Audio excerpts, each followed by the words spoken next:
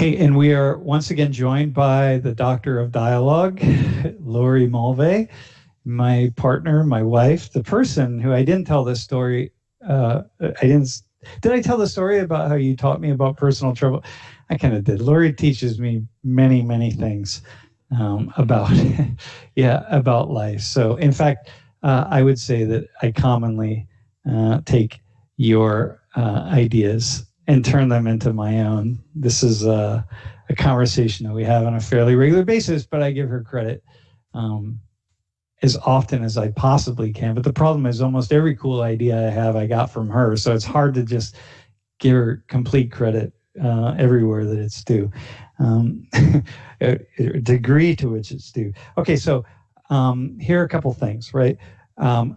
We are going to continue the course as much as we possibly can as we have throughout the semester. And that means you don't want to just listen to me talk, because this is not what it is, right? If we did that in 100 Thomas, you would have, well, it's an exercise in trying to keep people awake if you're just trying to listen to me talk.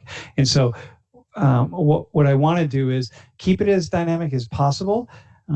It's really hard for us to show videos. We can't show videos, basically, or at least not any videos that have any kind of copyright or licensing infringement, because we live stream, and so YouTube will shut us down very quickly. So that means we have to get creative, and that's partly why we've organized the class in the way that we have, because we can't just rely on YouTube to watch videos, and so that means I want to have involvement by people watching the stream, and now that includes students, because you could get a microphone and talk in the microphone, and you can't do that now. And so that means you gotta put your questions in the chat, or more importantly, or better, I should say, more ideally would be that you call in to the stream and fire up your camera. First off, send a message to Jeff on the chat and say, hey, I have a question. I'd like to join the stream. And he'll send your email, and he'll send you the email of the Zoom link. And then you just call in, and you're not, as soon as you get started, you won't be in the Zoom call right away. Is that right, Jeff? Can you just clarify how you want to do that? Yeah, so go ahead and send me an email, jeff@worldinconversation.org. I'll post it in the chat in a second. And we will go from there. I'll send you an email back giving you the Zoom ID, but you won't be on the screen until we're ready for you. So you just have to sit tight in the Zoom call. But if you forget that email, just put something in the chat, and Jeff will respond back to you and put his email in again, so later. But listen, let me emphasize, just even a question, just a very simple question to kick it out, and then we'll just have a quick back and forth, and then you can hop off, and then get back onto the stream. So that I really can't emphasize enough how we need to get into a pattern of doing that. Okay, that's the first thing, and that starts today, by the way. So we really need some folks to jump in. The second thing is we're going to do some case studies, and I have two in mind. One that we came up with while we were in Columbia, and it would be really nice to have 3 volunteers, and you're going to be able to do this from your home, but you will have to have your camera on, because you have to do it for the whole class. I mean, it's like I'm calling you down. Imagine I'm calling you down to the front of the class, or inviting you down to the front of the class and saying, hey, here, we're going to do this thing. And you never know what we're going to do, but it's not too crazy. Dr. Mulvey, the one that I'm calling, it's cool. It's a cool activity, right? The microphone. Oh. Definitely. Yeah. It has your blessing, right? Yes, it does. For now, unless it gets crazy. No, it's not going to get crazy. No, don't scare them. Hang on. Can you actually really? No. I'm actually just saying, because, Sam Richards, when you get involved in things. I got that. Okay. I hear that. All right. So, but this is actually really good. So what we would need to make this happen is for you to send us your address, because I need to mail something to you. And then you're going to open it while you're at home on your video in front of the rest of the class, just like I would give it to you in class. Now I would we'll send it to you. So you can't be overseas because I can't. By the time I get if something arrives overseas, it'll be too late. The guys probably ready for next fall semester. But if you send it to the sociology, don't put it up in the chat. Send it to the sociology email, and Lauren will get it, and I'll fire some things off to you. Right. So like to have 3 volunteers if we could. It's really cool. It's actually going to be really cool. Hey Sam. The second. Jeff, did you have something? Yeah, so people are asking on the chat about dialogues again. So when did the next 2-week block start? Was that this week? So this 2-week block started on Tuesday, 2 days ago, and it goes through not this coming Sunday, but the following Sunday. That's block 4. Block 5 then will start a week from Monday. So in what's that? The beginning of April, actually. And so the seats. So if you've done a dialogue either in the last 3 days, you're good to go until we're going to put new seats up. But you've already fulfilled your block 4 dialogue, so you need to just sit tight. But otherwise, if you have not gotten a dialogue in, then just take a look right after class and seats are going to be open. And if they're not open right after class, it will be by tomorrow morning for sure. Okay, cool. All right, the second case study. I want to do this thing whereby I've always kind of wanted to do this. We actually kind of did it in a certain sense years ago, but now we're going to actually do it live. It'd be really cool to try to guess what a person's culture is just by taking a tour of their home. So what this would require, what this would be once again a few volunteers in the class who would jump on the stream. Jeff would send you the live stream link. We use Zoom, so it's pretty easy. And then using your phone, just going around your house with your phone and seeing, and it'll be live streamed, right? So you got to kind of set it. You got to make sure, your family members aren't there, because what we're going to try to do is guess what your ancestry is or just different things about you, just by the nature of looking at your house. It could be inside the house, could be outside the house, but you don't want to do things like take video of a family photo, because obviously that's going to give it away. But there are lots of things that you could do that would be, I think, really interesting. And then the rest of us in class are going to just say, like, okay, who are you, right? We'll make sure that your name doesn't show up on your Zoom link, so we really won't know. And we'll have it is you just taking us for a tour, not over the entire house. Like, we don't need to go into your bathroom, but maybe there's something in the bathroom that would be really cool. Like maybe you got one of those really hip Japanese toilets that don't use toilet paper, which right now would come in quite handy.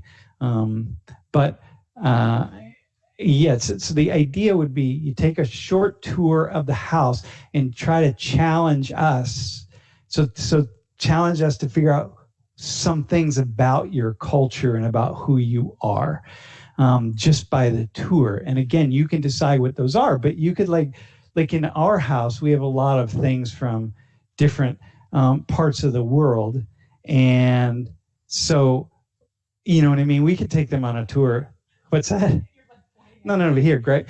Hold that. It's better if you hold You're that. Pointing at me. Yeah, no, I'm saying, like, if we took them off of a tour, we could like show people things of our house that would really throw them off. They would imagine that we're of one, maybe like some particular religion or ethnic group or something that nobody would really know.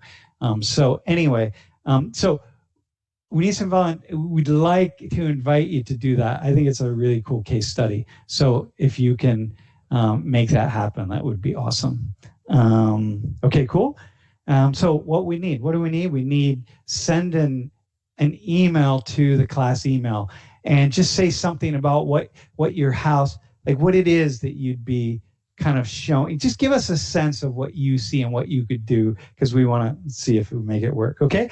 All right. So, however, right now we're going to actually start the class off. Remember, I said every single class we are going to do a we're going to invite a guest from somewhere in the world to tell us about how the coronavirus is impacting them. And today we have a special guest, someone who I've known for many years, who has now become a dear friend of Lori and I. And we are going to... Can I say something about it? Yes, please do. It's ironic that she's joining us today, because she is actually the person who started us off on our virtual dialogues almost 10 years ago. That is true. She is the person who we did the first dialogues with. Through her, we did our first virtual dialogues ever. Yeah, you are right. You are right. Her name is Lubna Alatia, and she is currently living in Beirut. We did a lot of work with her in Qatar, in Doha, a lot of work with the United Nations, a lot of work, our work in Ethiopia, our work in Gaza and different places. And I was talking to her earlier today saying, hey, how are things in Lebanon? So it just felt like, okay, let's, and by the way, Lebanon, my friends. So let me just walk you through, because I know that a lot of us are geographically challenged. And so let me walk up here. Lebanon right here on the eastern edge of the Mediterranean. Okay. So, hey, Lubna, are you there? Yes, I am. Can you hear me okay? Yeah, let's see. Jeff, how's the audio? Sounds great. Okay, we can. Hey, thanks for joining, Lubna. Excellent. Thank you for inviting me. Oh my gosh. No, it's nice to have you. So tell us Hi, Lori. So what's happening? And so you're in Beirut. Yes, I am. Beirut is the capital of Lebanon. I think you're pointing to it on the map, where we share a border with Israel and Jordan. And this is just to give you a really quick history of Lebanon. It went through a 17-year civil war, the mid-70s through to the early 90s. This was basically a sectarian war. And can you hear me okay? Yeah, go ahead. Yep, we're good. Okay. After the war ended in 1992, it was settled through other Arab nations, and basically they came to an understanding where all the different sects in the country, which are 18 sects, were represented in the government to keep the peace. It's 60 and 40%, roughly 60% Muslim, 40% Christian, various denominations. But it's got a Christian president, a Sunni Muslim prime minister, and a Shia speaker of the House. So it's a very complicated sectarian setup. What's been interesting about what's happening now with the coronavirus is we still seem bringing the sectarianism even in this time. Cases of corona were reported from initially when it all started. They said it was someone who had flew in back from Iran, and obviously this patient was quarantined. And we have 5 different satellite TV stations here, and immediately it was like, oh, the disease has come from Iran, and then it was weaved into the political context. It was weaved into how people reacting to the disease. It was considered, oh, it's a Shia and a Muslim disease, and it's confined to a specific area, which is in the southern suburb of Beirut, the capital. Then eventually the numbers started increasing. Hello? Yes, go ahead. Yeah, keep going. The numbers started increasing, and it was later we had people come in from Italy, Lebanese nationals visiting Italy and returning. And there were infections coming in from Lebanon, from Italy, from the UK, and from France. All of a sudden, the dialogue started changing. So it goes. But it's incredible. No, go ahead. Yeah. No, go ahead, please. No, so it goes from being this thing that it's like a conspiracy thing. Oh my gosh, it's coming from Iran. It's really a problem. Versus it's coming from Italy, and it's like, well, okay, that's all right. Exactly. It's as if how contagious the disease was depended on where it came from. Right. And if it was an Iranian disease, then it's evil. If it's Italian, it's slightly more classy. Yeah. Yeah. So that's actually really, so this is kind of like here, right? Like I've been hearing a few comments that people make comments about this being a Chinese virus, or, and, really kind of linking it to China. But of course, in China, they're talking about it being a virus from somewhere else, right? So everybody is kind of, where it comes from really matters. It's very politicized. Extremely. It's like we want to find a nationality for it when it's clearly universal. Yeah. And it's absolutely incredible. But a very interesting thing has also come through, how people have come together during the quarantine period. So what happened initially was schools shut down completely. Slowly that started becoming a lot more national. So universities, businesses, all restaurants and coffee shops are completely closed at the moment. And we've put the state of emergency, 2 weeks where we're not allowed to be outside. The initiatives that come from people who are trying to make it better is absolutely incredible. We're a country that's extremely economically, that's been economically suffering for quite some time. We've had, on the 17th of October, we had something that resembled a revolution, and that was followed by a fuel shortage, shortage in flour. Then there was, what else did we have? We had quite a few incidents. Then there was an issue with the banking. And so, Sorry, go ahead. and what you're seeing, and so in spite of all of the conflict, the sectarianism and the conflict and that you're seeing, actually what has happened is people have come together over this virus across these sectarian lines. Yes and no. It depends on the city, because we kind of have, Beirut is very diverse. It's multi-sectarian. It's a thriving city. In the areas that are much more uniform, where you only have one sect, Mm-hmm. you kind of see a little bit more of the yes, this is still an Iranian disease. Got it. Yeah. So it's kind of, so in that sense, it's pretty similar, I would imagine, in many parts of the world, right? This is what we see. When people are more cosmopolitan, more metropolitan in their understanding of things, and more connected to people from different parts of the world, something like this is more likely to build ties between people of different groups, nationalities, ethnicities, religions, classes, and so on. But when people are living in a very sort of monocultural, monosocial world, right, with a demographic that's very similar to their own, it's going to build walls. So, yeah, it's fast. So how? Just the final comment. Let me just get a final comment, and then I'll let you go. How are things? So are people still locked in their homes basically right now? Yes, we are. I think what the government has done, which is quite good, is that because we've been asked to stay at home, the numbers have stayed relatively low. So if you look at the numbers coming out of Lebanon over the course of the past 3 weeks, we've stayed relatively within, the early hundreds. We haven't exceeded the number, and I think it's because people are following the rules that have been set out. Yeah. But there have been some fantastic social initiatives that have come out of this.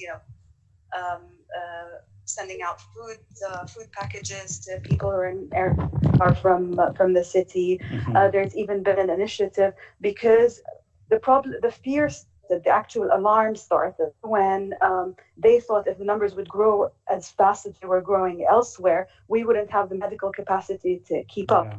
So, and we don't have the means either because of economic. Yeah. So, a couple of days. Yes. No. So yeah, Lebanon's it's a poor country. I mean, you've been through a lot. Yes, it is. So. Yes. Hey, listen. Thanks, Lubna. I'm gonna let you go. I really appreciate. Yeah. No. Thanks for reporting in from the field. Yeah, I appreciate it. Okay, so we'll be in touch. All right. Take care. All righty. Goodbye. Thank you. Oh, it's intense, man. You know, the thing that jumps out, I think what she said, Lori, the thing that jumps out for me the most is this idea that, and you know, here in the United States, you know, we see this, right? Like, what is people's reaction to this, and to what degree does it create conflict, and what degree does it bring people together, and can they come together across quote enemy lines, or like foreign lines, right? Maybe not enemy, but foreign. Do you have a thought on that? No, I was thinking this similar thing of an interesting case study of how people are responding, whether they're in a really diverse setting or whether in a very monocultural setting. Mm-hmm. I mean, it's just it makes you come up with hypotheses about, if you're more used to being with and knowing and relating to people from different places, you may be less likely to say, it's them that caused the virus in this case. But it's just a really deep, fascinating case study for just thinking about, I think we should just pay attention and see, and kind of follow that out and see how this works in our worlds. I think it's cool to note. Yeah. No, very cool. I wish we would have asked her though what it's like after a couple weeks. Yeah. She sounded good. Yeah, she sounds good. Optimistic for the rest of us. Yeah. Oh my gosh. Yeah. Hey. Okay. So once again, class, what we're going to do is I want to just respond to a lot of questions. This is very much a transition class today. We're not going to do this thing where every time I just answer questions. I'm not doing that. Again, we're going to get back to the routine of Social 119 as best as we can, and we're going to get really innovative. And by the way, let me say, if you have any ideas for case studies and things that we could do in the interacting in this way, let's hear it. Reach out to us, because we're all in this together. If we don't crowdsource, all we're going to have is just me yammering away at you, and I don't think anybody wants that. So do we want to go with our first question? Do we have something from the chat, or should we go? I know we have somebody online from New Orleans. Do you want to go there? Yeah.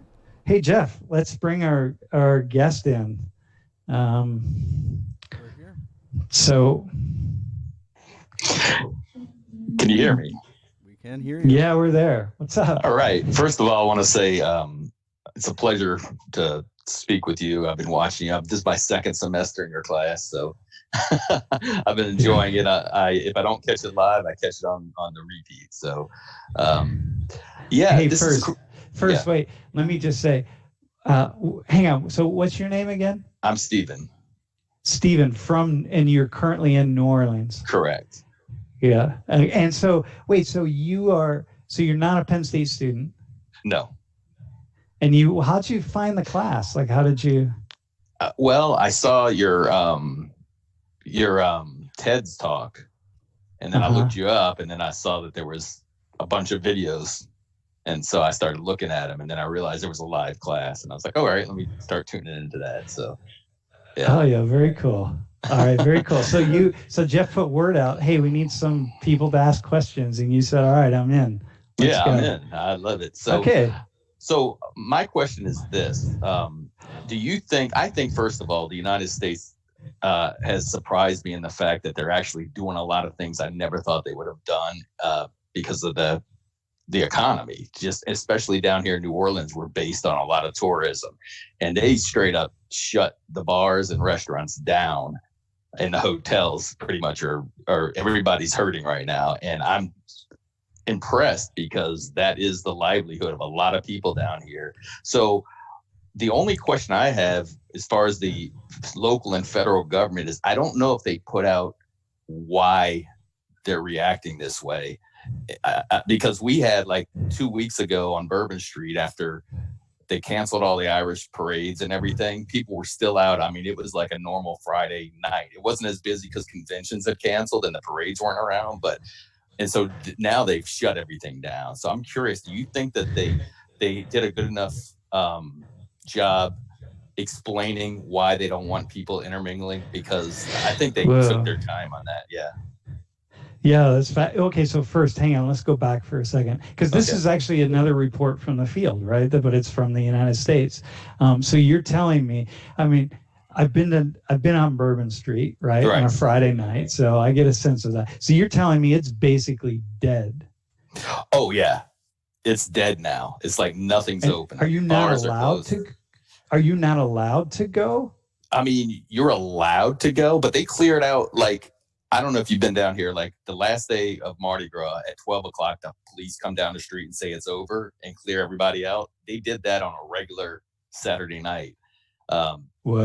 Last week. And then the next day they said they shut down, all bars were closed, and these are people that don't have sick pay or anything like that. Their livelihood. I mean, Uber and Lyft are out there trying to make a living, and there's nothing for them because it just died. So what do you? Well, hang on. So a final question. I have another quick question, then I have another question for you. So things get shut down, meaning like you could go down there and walk around, but it's like a ghost town, right? Like you wouldn't. Okay. So what do you let me just kick it back out to you. Like, what do you think about whether we've done a good enough job? Like, what's your gut feeling? Well, my feeling is it's easy to be a Monday morning quarterback, but they missed on some key points of explaining, like, because I've heard people that I work with saying more people die of the flu, but more people get the flu at this point. I don't think they've done a good enough job saying it's like 8 out of 10 people if you come in contact, opposed to 2 out of 10 with the flu.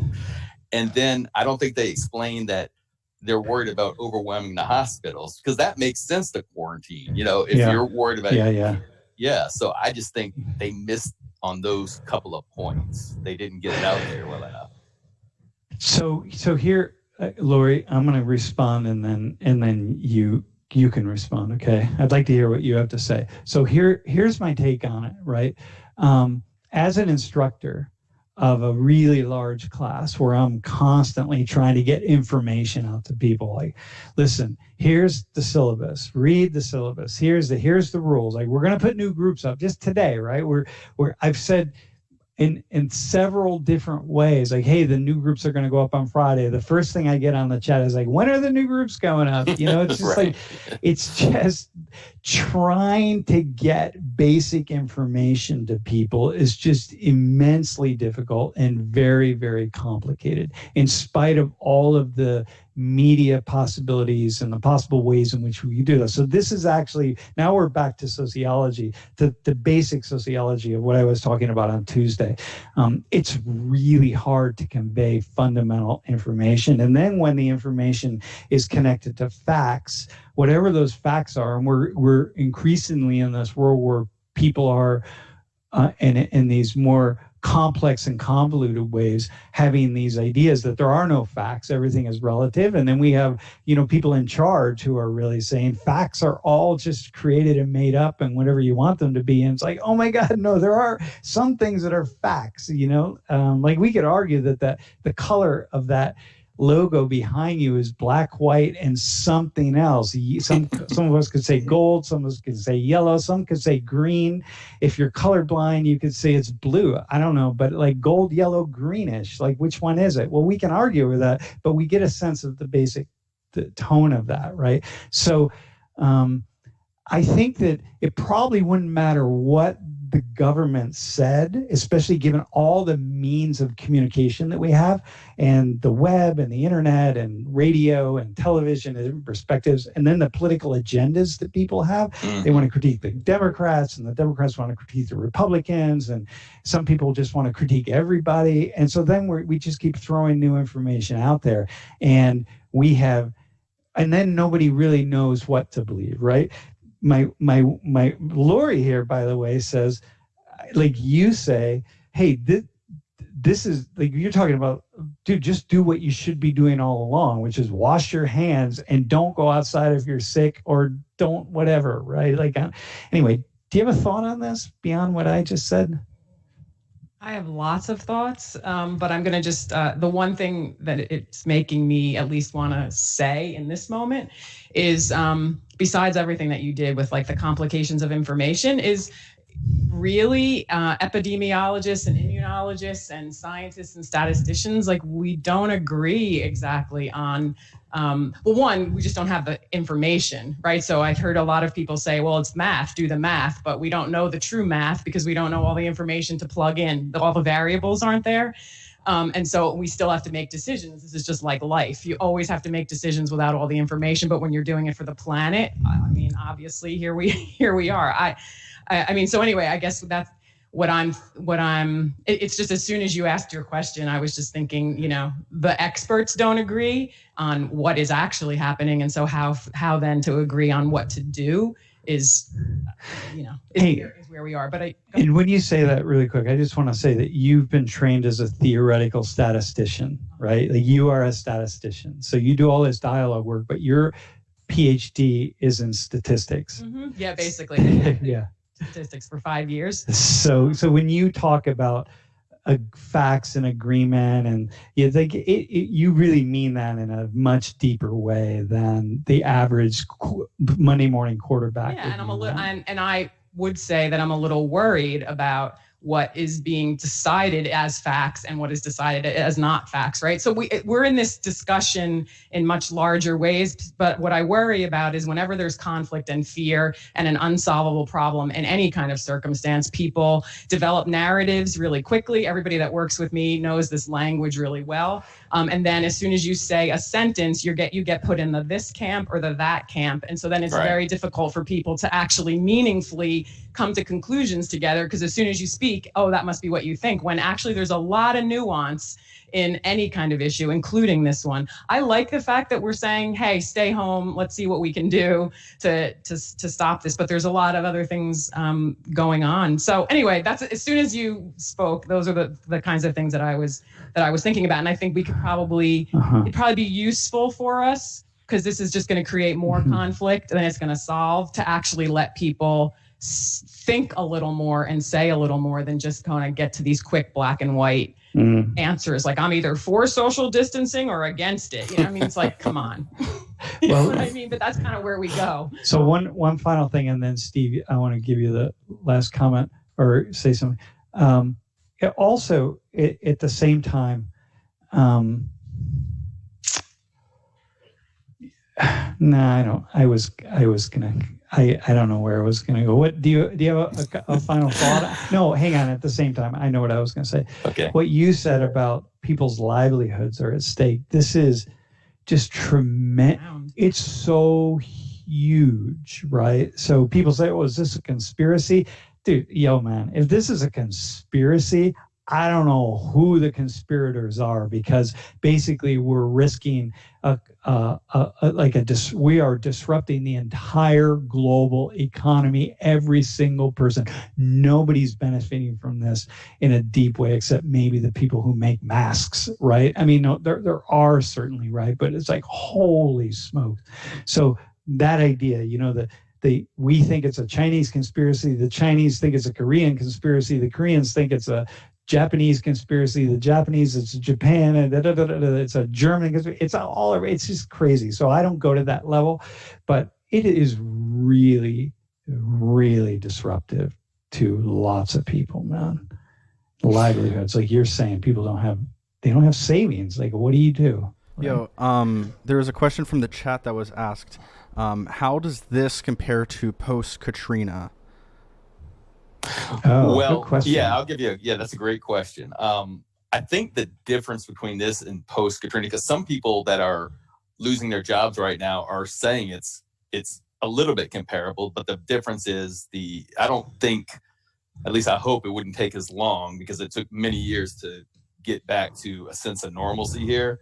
Whereas now the infrastructure is going here, and you're not going to have to rebuild the infrastructure, but economically it's similar because there's nobody here. I mean, the tour, listen, for them to move the Jazz Fest to October, which was supposed to be next month, they moved the French Quarter Festival, which was supposed to be next month, all in October. For them to do that, that's when I knew that, okay, this is not really a game. This isn't something like the common cold. I don't know where it ends up. They're being more safe than sorry, but they're moving major festivals and conventions, and that's a big hit. I mean, this is supposed to be one of the busiest. It was one of the busiest marches to come on record, and it's all gone now. So that similarity with Katrina is similar, because once Katrina hit, obviously there was nothing going on as well.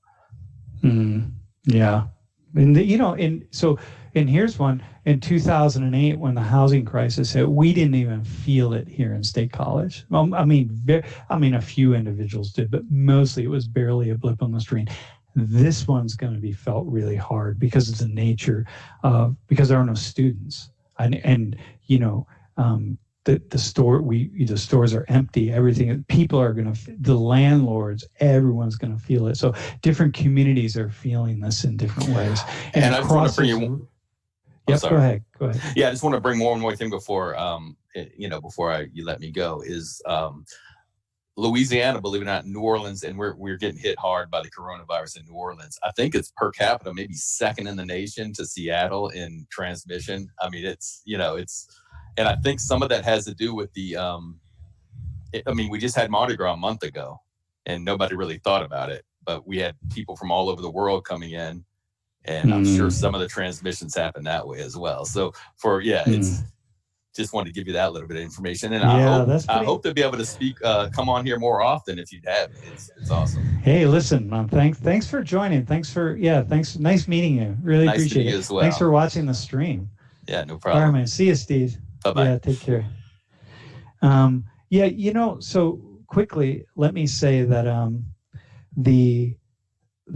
this idea of what we're seeing here is crossing race and class boundaries in a way, which is actually fairly unique. So thinking about how it's related to social 19, obviously poor people will always be hurt more so than wealthier people. But in this particular case, in terms of transmission, in terms of people getting the virus, it is not, by and large, not about class. Although poorer people are more, but here's the one way in which it is: people with less economic means are more likely to live in closer spaces with one another and and find it more difficult to separate themselves, right? So Lori and I are in this house, and Lori has her room and I have my room, and but man, if you're living in a very confined space, I think about, Lori, like some of the places, when we go to Haiti, and some of the living spaces for people in Haiti, and I'm thinking, man, if this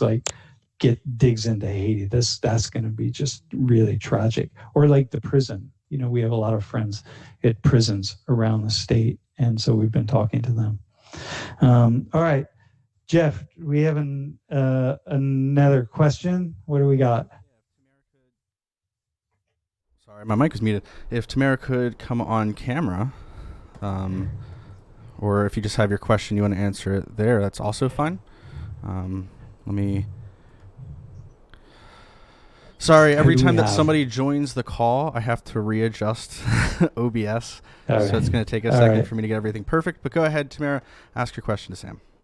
Hello. How you doing? I'm good. Is it clear? Yeah, you're good. Okay. So, everyone's talking about the coronavirus, and I just wanted to say that I'm currently in Africa, in Nigeria, and it's known that the cases are going to explode right here because of the poverty and the amount of people that do not know what's going on. And my question is about the people here in Africa. To you, I want your opinion on how their life chances are going to. Do you believe that if people come from different ethnicities, would it affect their life chances? Well, let me kick it back to you, by the way. Hey, wait, hang on a second. So you are the person who reached out to me just a couple weeks ago. Hey, so hang on. I want to do this thing in with my students right now. So what do you think is her on how their life chances? Hey, so the class, right? So wait, hang on. Tamara, right? Okay, so class, what is Tamara's background, right? What's her cultural background? What's her racial background? And what's her, like, what's her religion? And what languages does she speak? What do you know about her? Just looking at her for a second. And this is, so she reached out. So let's just do, this is like a case. I was going to do a case study with you at some point, but now you're here. So we're just going to do it. We're going to break in.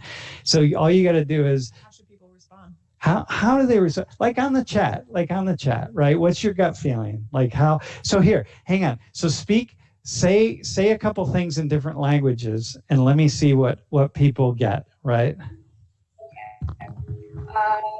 Don't say what you're speaking, just start speaking.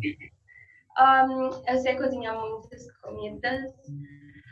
أنا كتير بعرف أحكي لغات من كل العالم. Je ne sais pas pourquoi je suis ici. And let me see. Mon frère est là, tu l'as mis des school. Okay, hang on. Go with another language. You want me to say another one? Yeah, say something in a different language now. Okay. Eu quero fazer alguma coisa, mas eu não sei o que eu vou fazer. Let's see if anyone on the chat is getting it. All right. Wait, how many languages do you speak? 3 or 4? 4. Okay, do the 4th one now. Mon frère est là, tu l'as mis. What's that? Mon frère est là, tu l'as mis des school. Oh, okay. Very good. Lori is Lebanese, Algerian, Egyptian, Brazilian, French. Hey, Brazilian. Syrian. Okay, got it. All right. So, hey, tell us. So, walk us through give us your background. Like, give us a little bit about you. Okay, so my mom is Syrian and my dad is Brazilian. I was born in Brazil. I was raised in Africa. I lived in Lebanon and Brazil, and I'm currently living in Africa. Hey, Brazilian. Wow. So they got the Portuguese, right? Awesome. So you are truly you are the future of the world, by the way, in so many ways, given the multicultural complexity that you bring to life. And wait, and how old are you? You're 19, right? I'm turning 19 this year, yes. Yeah, awesome, man. You speak 4 languages and so you're currently in Nigeria. Yes. And so your question is, what do I think about how this will impact people? What do you think? What are you seeing on the ground? Well, at first we started with 2 cases because an Italian man visited Nigeria for work. He visited it to go and check out different grounds, and he knew that in Africa here's people from abroad. So he came, he got in contact with a Nigerian man, and so we grew 2 cases. Nigeria has a record of tracking sicknesses because, we had the Ebola outbreak, and they've been doing really well on tracking every single person the Italian man has got in contact with. But apparently we got new visitors coming from different countries like the UK, the US, and it grew from 2 cases to 5, from 5 to 12, which we are currently right now. We have 12 cases. And here in Nigeria, not a lot of people are educated. We have many people on the streets who do not have good access to different types of things: food, news, transportation, home. And so I believe that here in Nigeria, we won't do very well into educating people about the virus because as our government, like right now, he has shut down all the planes and flights coming in. But for the people, I don't think they have enough education on what's going on. Hey, so hey, thanks for sharing that. I have another question for you. What about Lori and I have been thinking a lot about other things like malaria and, how many people die every day from malaria, right? And yeah, I mean, what's that? Yeah, it's like approximately 400,000 a year now. It's over 1,000 a day, and most in Africa.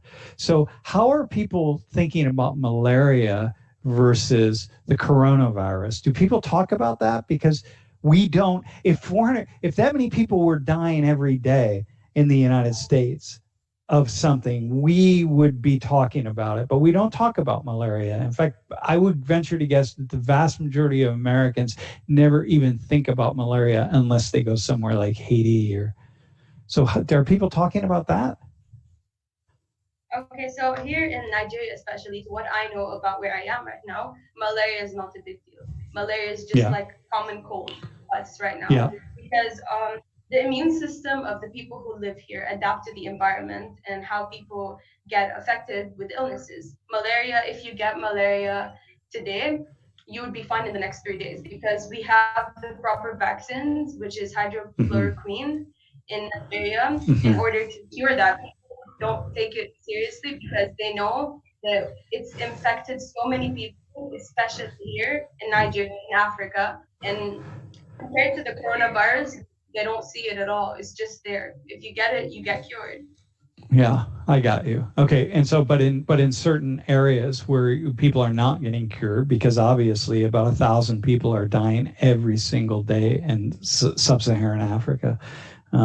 Anyway, look, I think that your response is, I think it's just interesting to me that, and this isn't a critique or anything. It's just fascinating to me as someone who's thinking globally that I just do not hear anybody talking or very many people talking about Africa at all with regard to the coronavirus. And in part, the outbreak, it hasn't really taken off in Africa. And if it does, that'll be a different story. But at this point, but it hasn't fully. And so it will be really interesting to see. And again, sorry, continue. Yeah. No. I think that Africa is a place where we're going to see like kind of a class difference in the way people respond to like who gets treatment and who doesn't. The wealthier classes are clearly going to have access to hospitals and technology, and poor people there's no way that they will. And of course, that will be true in Haiti. You know, the wealthy Haitians will just fly to the United States if they can, or they'll be treated. But hey, listen, Tamara, I'm going to move on. Thanks for, nice meeting you. Oh my gosh. Nice meeting you too. Gosh. And your partner as well. Yeah, no, it's cool to hear from you right from the field. Yeah, so you sent me an email a few weeks ago, and it was just really, really cool. So we'll talk again for sure. Watching your class, and it was interesting. So thank you. Yeah, you're welcome. Thanks for doing what you do, and you're awesome, man. 4 languages, and it's just you have such a really interesting history. So, yeah, good luck. We'll stay in touch. Yeah. Have a nice day. Yeah, you too. Be well. All right, man. We're gonna go with Anthony? Yeah, let's go ahead and go with Anthony. Give me one. Anthony, you're on, man. Yeah, go ahead and start talking. I'll adjust you in a minute. All right. But you can go ahead with your question. Can you hear me? Yep, go ahead. Oh, there you are. What do you think the best course of action is in dealing with China after the virus outbreak settles? So naturally, like business is taking a huge hit in the States. Companies are, shaky, probably have to bail out the airliners, right? So naturally, this cannot happen again. What do you think is the best course of action? Well, first, let me just say one thing. We say it can't happen again, but I was talking to a colleague of mine from NATO, who we were doing an interview yesterday. So he is part of the Science for, what's that? Yeah, Science for Peace and Security. He's part of the operation at NATO that really deals with the human element of war and conflict.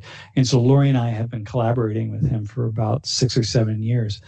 And we were just kind of talking about where we're at. And this is a big issue for, you think about the U.S. military and militaries around the world and NATO, this is a major, major issue that we need to think about and deal with, that they need to think about and deal with, because it's about security, right? And we all want security, right? Like everybody does. And I don't mean just security, like we need weapons and we need to control, but we just want security. We want to wake up in the morning and know that that the electricity is going to work and the traffic lights work and everything is happening the way it's supposed to happen. And that's awesome, right?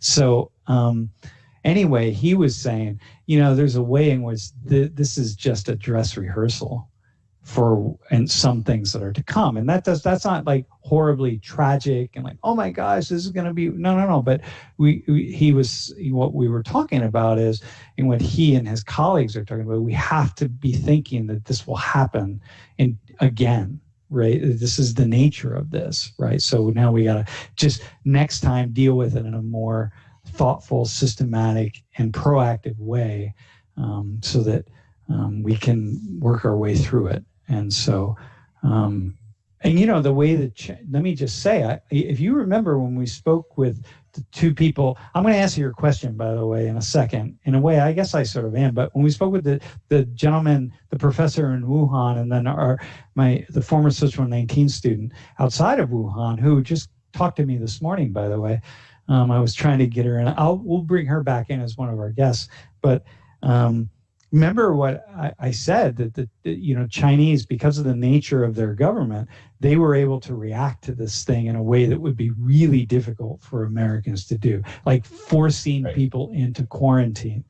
And that just doesn't fly in the United States. It might at some point, it would for sure, but not at the outset. And in certain governments can do that, and ours is just, we're just not structured in that way. It's not better or worse, right? I mean, I can argue that it's worse, right? Obviously a more authoritarian type government is worse in some ways, but in this particular case, maybe it's better, right? Save lives. So I mean, I'm thinking like a sociologist here, right? I'm just thinking sociologically, like the government, the ability to come in and say, no, this is what's going to happen, right?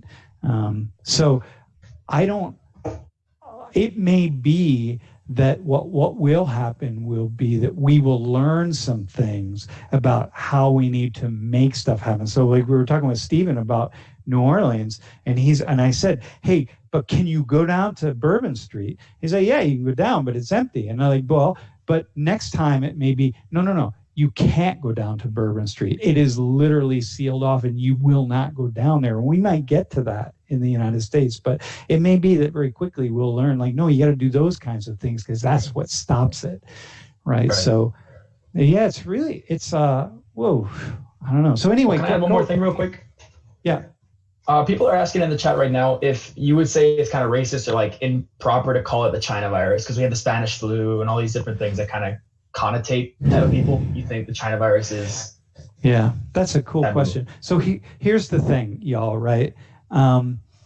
It's problematic when what comes with that, just by itself, it's not, right? So first off, it's a global virus. So we don't even know that it started. We don't know that case 0 was in Wuhan, right? Because these things are going, the way when you talk to epidemiologists and people who do and study the sort of spread of diseases, it doesn't ever start in one single spot. Hang on, I'm not going to say that. I guess we have the idea that it started in a market in Wuhan, but you don't. But who's to say? You see, these are global. There's a certain point at which they're simply global, and so to call it that doesn't make sense since borders are artificial anyway. Like they're political. Human beings create borders. So it's only racist if what comes on the heels of that or what comes along with that is like a negative connotation toward the people of that particular group or ancestry or background or whatever, or nation or whatever it is, right? And then it becomes racist. So when Trump is saying like, says that, that's nails on a chalkboard to me, right? Because come on, dude, like it's not helping. It creates negativity toward people of Asian ancestry and toward people from China in particular, and toward Chinese, and that's not what we need right now. So you're not helping things, and so for many people who are calling it the quote China virus and so on, it's like, well, it's probably I mostly am going to be like, it's probably best if you don't do that. But I'm not going to take my finger and be like, that's racist, because it's like, it's not. Only because I rarely point my finger in that kind of way. But mostly it's like nails on a chalkboard to me. Like, come on, man, it's not helping, and that's a problem. And most people are simply demonstrating their ignorance and their narrow-mindedness, by associating negativity with people of other groups. Okay. That's what I would say to that. That's a cool question. Thanks for asking that. Wait, sure. What's that? I just wanted to say. Wait, hang on. Anthony, before you hang up or get off this part of the call, where are you right now? I'm in Puerto Rico. Puerto Rico. Damn, we're all over there. Your family is? Yeah, that's where my family lives. My grandpa's been here for the better part of 70 years. He's Cuban. We have a quarantine established. We have a curfew established, and you can't be outside for anything other than getting groceries. And if you are, you get arrested or you get a $5,000 fine. Wow. Whoa. Even to go to the beach and go swimming? No beach. Beach is completely closed. Whoa, man, that's so intense. There's cops patrolling the beach. If you're there, you get arrested. Oh, man. Yeah, that's intense, man. Okay. Dude. We asked you. Yeah, very cool. Yeah. I was like, oh, he must be like in New Jersey somewhere. You would have. So Anthony, by the way, Anthony would have been like a really nice person to take his phone around his house, because who knows who would have guessed that he was in Puerto Rico. So for people out there, keep that in mind. That's what we're looking for, right? All right, man. I should have also guessed by just the shirt that you're wearing that you're somewhere warm. All right, man. Take care, bro. We'll catch you. All right. Cheers, Sam. Take it easy. All right. See you, man. All right. Who do we have? We have Adam's next. Adam, what's up? How you doing, boss? Yeah. Can you hear me? Adam, where are you? I'm in Chattanooga, Tennessee. Chattanooga, Tennessee. Yeah. Wait, are you a student in class, or are you just? I should be doing my online work right now. Yeah. Yeah, we announced that. So are you a Penn State student? No, I go to UTC. Okay, I got you, man. All right, got you. Watch your class. Right. Go, awesome, man. What got you into watching the class? Just out of curiosity. And I'm really interested in sociology. And your class popped up one day, and I used to watch like the 10-minute clips. And then I realized you had the class sessions, and I've been watching it for like 2 semesters now. Damn, dude. All right, I'll talk to one of your professors about giving you independent study credit for taking it. I mean, I took sociology last semester, my intro class. It was pretty fun. Yeah, it's hard. It's hard. Hey, what's your ancestry, by the way? My family's from the Ivory Coast in West Africa. Yeah, I'm first generation. Yeah, so you were born here. I was born here. Have you been back there at all? Yeah, I went in summer of 2017 and when I was born. Cool. Yeah, very cool. Hey, did you watch the class? No, hang on. I'm not going to say that. All right. Hey, so what's your question? Thanks for calling, by the way. My question is, how has it been affected locally, like the coronavirus? Because in Tennessee, we have about 150 cases so far.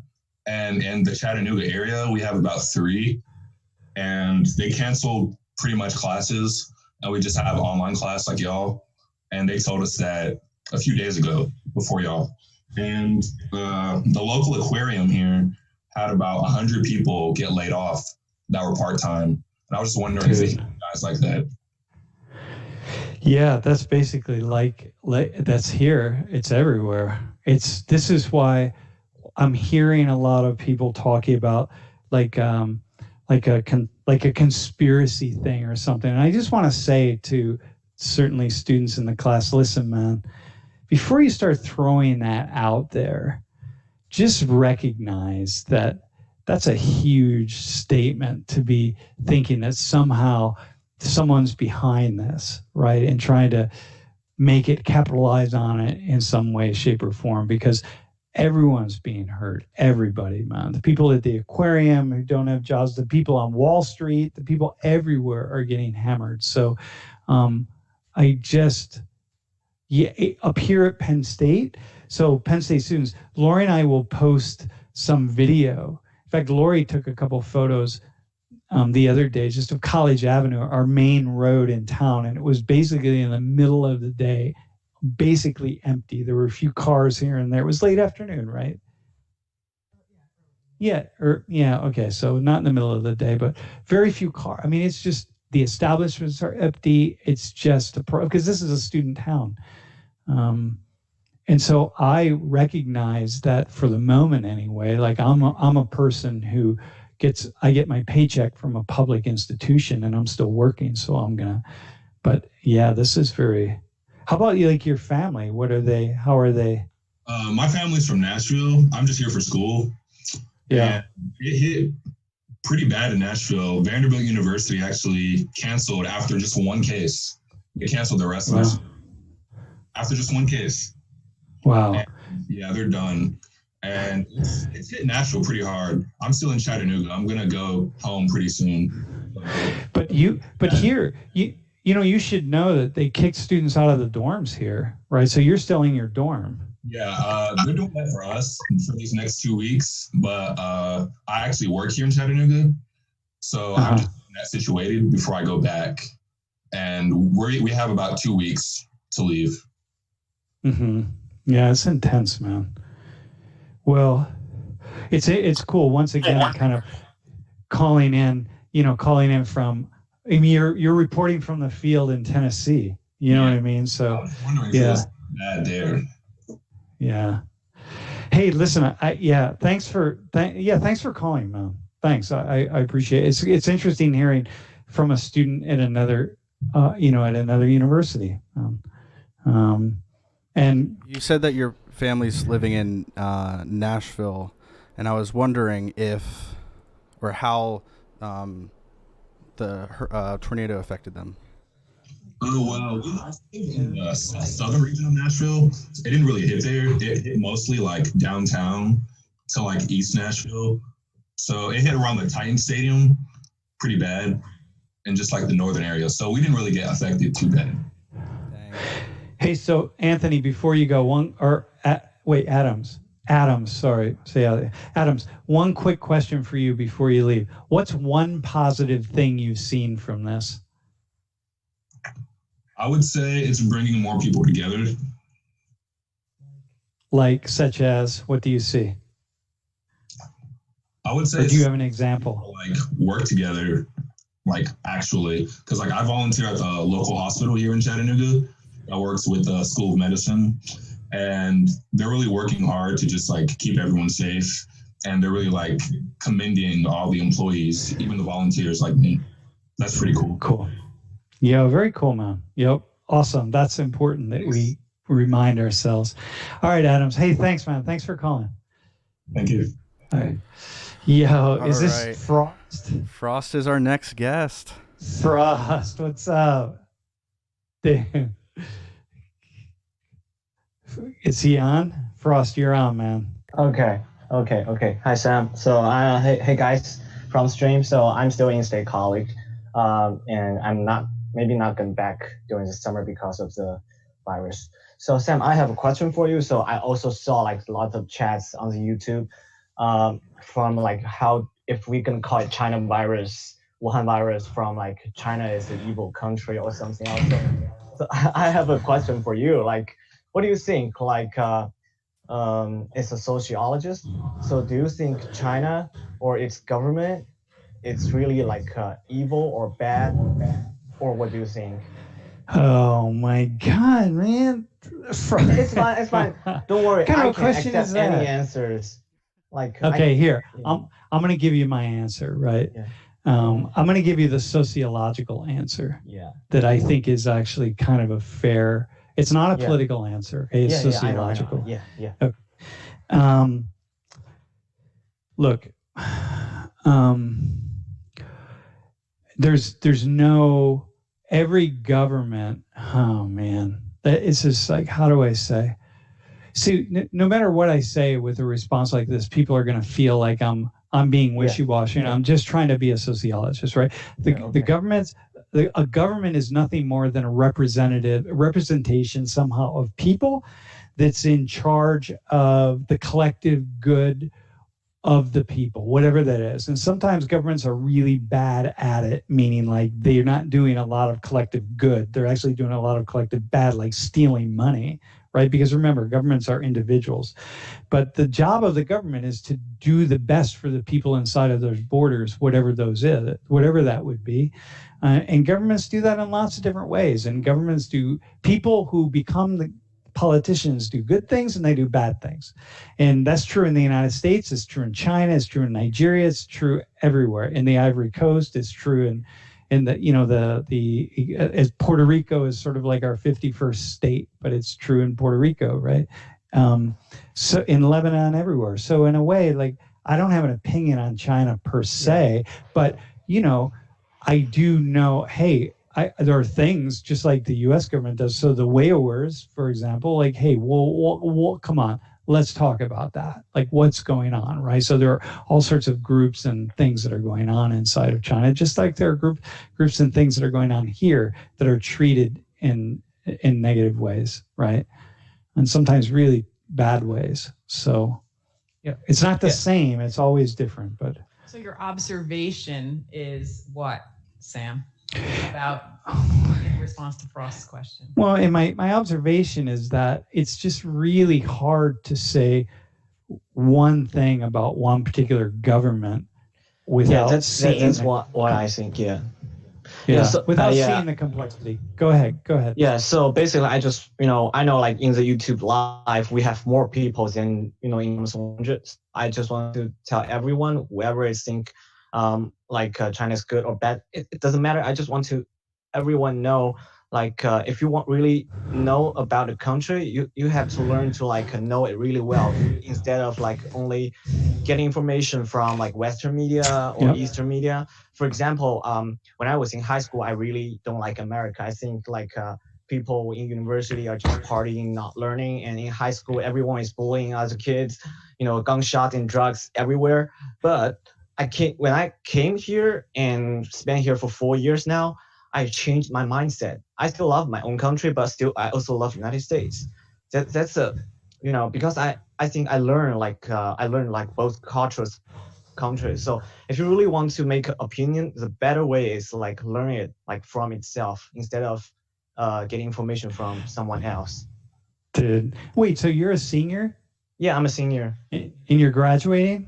Yeah, that's why I'm pretty sad, you know. Oh, dude, I'm really sad now. I wanted to recruit you to be a facilitator for us. Like, oh my God, right? It's fun. Jeff I'm and I were going to stay in the United States like 4 years, so. Yeah. Well, let me know if you stay at Penn State. Okay. Make sure you join the stream again. So are you going back to China in the next few days or? No, I'm going to stay here. Oh, you're going to stay here for the break? Okay, cool. Yeah. All right, so we'll be in touch. Make sure you join the stream again because I know people are going to want to hear from you. All right, listen, for sure, make sure you call in. All right, bro? All right, no problem. Okay, just communicate with us. Hey, class is almost done, but we got to do one final. We just got to say hello to, who are we saying hello to, Mom? This is Kyle. Welcome, Kyle. Kyle, you got 30 seconds, man. Go ahead. 30 seconds. Can you hear me? Can y'all hear me? We can hear you, man. All right. Well, I don't go to Penn State. I want to go to Penn State. I'm out here repping here at UMass Amherst out in Massachusetts. I just want to say I love your streams and I'm watching and I got friends in your class and it's really great, man. Dude, you're the best. Where are you at right now? Oh, one more thing. Tom Brady is the greatest quarterback of all time, and anyone in your chat that wants to argue with me, they can do that. I'm not here having it. But no, really. No, really. I know. Let me just say the following. The students in the class who are fans of the Eagles and who are fans of the Steelers, they love Tom Brady. I learned that a couple weeks ago. Oh, yeah? Oh, yeah, did you? They do. They love Tom Brady. Well, I love to see it. Well, thank you for allowing me to come on for a few seconds. Hopefully I can see you at Penn State in a few years, man. Dude, yeah, hopefully, man. All right, bro. We'll talk to you. Thank you. All right. Thank you. Yeah. Hey, so listen, class. Okay, so we're not going to roll this way. We're going to just do the Q&A with people. We're going to have people calling in for sure, but it's not going to just be this Q&A. We're actually going to have a class with PowerPoints and all sorts of things. But the 3 volunteers who we're going to need your address, and then the people who would want to go around their house with a phone. Okay. But if you want to do the phone thing, you got to send a quick email just saying a brief thing, something about you and something like what you would be kind of showing, because we want to do something creative. Okay. So go to Canvas and check out the it's not a quiz today, by the way, it's a survey. So Lauren's gonna check it. I'm just gonna stay on the stream or just watch the chat in case there are any issues, but it's a survey. Take it. You have enough time to take it. We need responses to that survey, and by doing the survey, you will get attendance credit. So see you all later. Thanks.